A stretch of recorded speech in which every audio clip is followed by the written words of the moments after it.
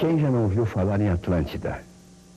Dizem que as civilizações asteca, maia, egípcia, entre tantas outras, podem ter sido originadas no enigmático continente perdido. Uma verdade histórica ou pura lenda? A única certeza que se tem é que até hoje a Atlântida ainda é um mito. Há muitas lendas em torno de um continente desaparecido. Uma terra de deuses edificada em tempos remotos.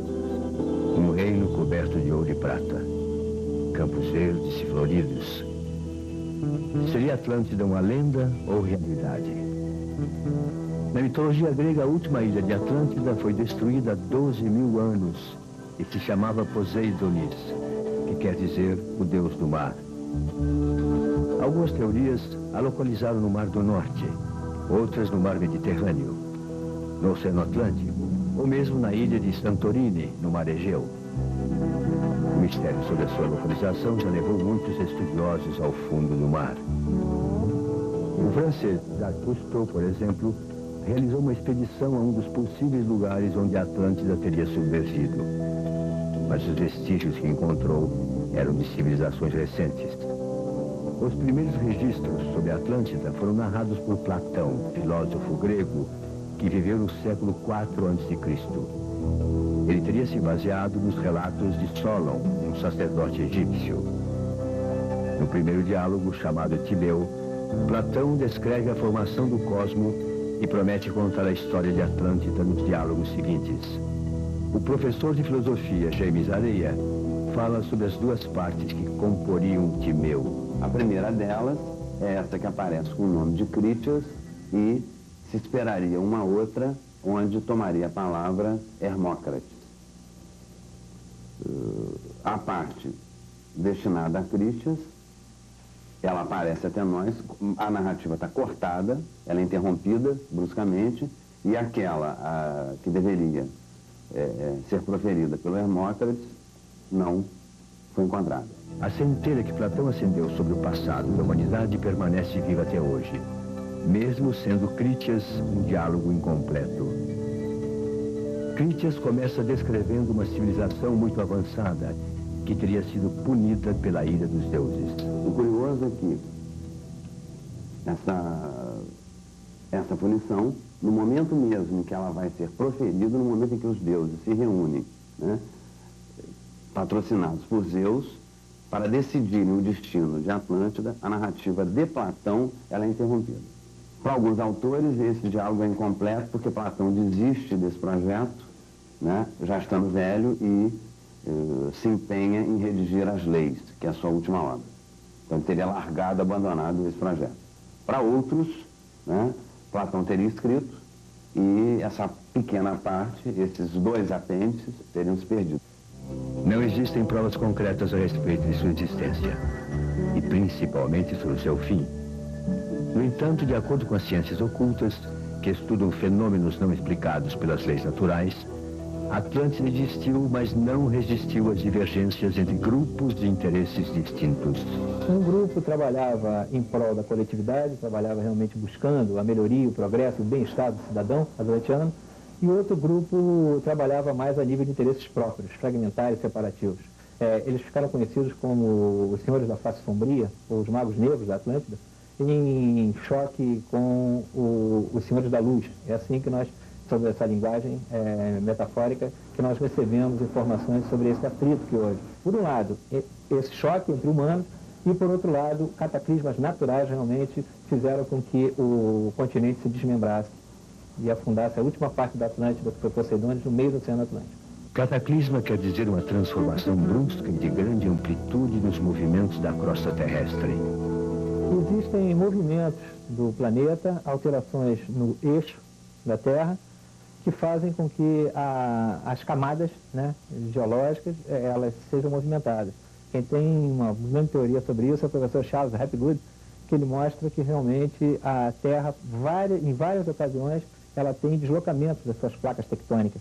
E isso faz com que, às vezes, o que está no fundo do oceano venha para cima e a superfície desça. Mas será mesmo possível que um continente inteiro desapareça? Então, segundo essa teoria, A crosta é dividida em grandes placas tectônicas que elas se afastam uma da outra, colidem uma com a outra, ou divergem, ou passam uma pela outra, né?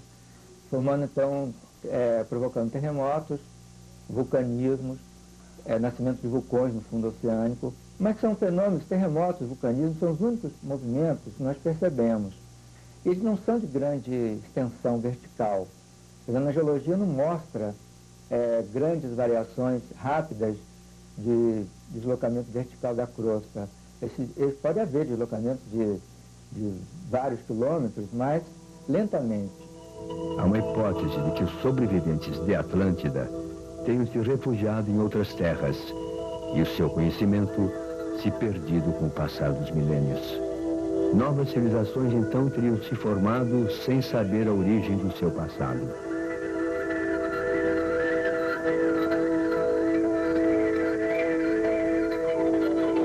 O jornalista e historiador das civilizações pré-colombianas, Alexandre Raposo, fala sobre os mistérios das antigas civilizações registradas pela história. Se você andar pela América do Sul, você vai encontrar arquitetura extraordinária, você vai encontrar pirâmides fantásticas e coisas que até hoje não se explica como aqueles povos conseguiram fazer aquilo com os meios que tinham. Eles não tinham a roda, não tinham o ferro, isso quando chegaram os espanhóis, né? O que não impede que antes outras culturas anteriores a eles tivessem. Mas, de fato, há muito mistério nisso, né? Você vê uma pedra imensa, pesando toneladas, cortada como se fosse um pedaço de manteiga, você fica pensando, né, de onde é que veio isso, como isso foi feito. Aliás, todo mundo ainda está pensando nisso e pouca gente tem resposta para isso. Para a história, esse passado ainda está submerso em muitas dúvidas.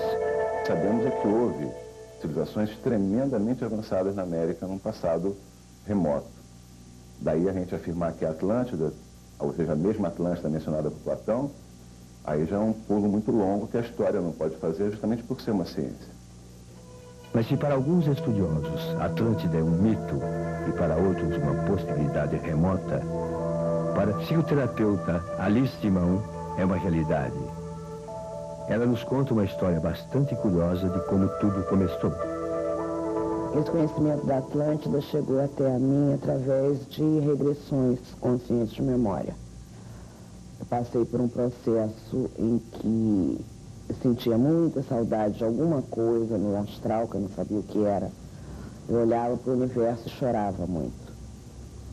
E como eu não gosto das coisas mal resolvidas, nem para os meus pacientes, quanto mais para mim, passei pela terapia de regressão consciente de memória e foi me mostrado toda uma vida antes, durante e depois da Atlântida. A vida anterior à Atlântida era uma vida estelar. Nós vivíamos no sistema Aldebaran Sirius e possuíamos um corpo gel, era uma geleia tipo plasma, e energética, formada de energia pura. E quando nós viemos na nave Trodus, que era a nave que nos trouxe do sistema Aldebaran, nós passamos por um processo de densificação de corpos para podermos viver no planeta Terra. Alice diz que naquela época trabalhava num templo sacerdotal. Ao todo eram 8 os centros sacerdotais e um grande templo, que era chamado o Grande Templo do Cristal Energizador.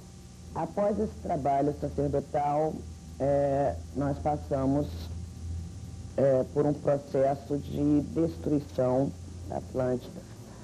O grande cristal foi quebrado energeticamente por dissensões entre os sacerdotes, quebraram esse grande cristal que mantinha o equilíbrio e houve uma grande destruição, com maremotos, terremotos. As evidências de que existia um continente submerso são poucas, mas os mistérios são muitos. Para o filósofo Thomas Brown, a Atlântida de Platão também pode ser vista como um símbolo de uma origem inacessível e perdida. Sempre que o homem, até a gente mesmo, fala da nossa origem, é perdida. Qual é a origem do indivíduo? É a infância dele. Todas as nossas infâncias estão perdidas. Ora, com muito mais razão, a infância do mundo e da civilização. As infâncias do mundo, da civilização e do indivíduo, como são sempre infâncias ou origens perdidas, recuadas em algum passado, cuja memória nossa não é precisa, nem pode ser, isso inspira admiração. No Timeu, Platão contou a origem do universo. Nos diálogos seguintes, contaria a origem do homem. Esses diálogos ou se perderam ou nunca existiram, mas acabaram levando o homem a uma busca perdida na sua própria origem. No entanto, há a certeza de que muitas verdades do nosso passado histórico ainda estão perdidas no tempo. Ou melhor, numa ilha cheia de mistérios que suscita a imaginação humana há mais de 2000 anos. Eu volto já.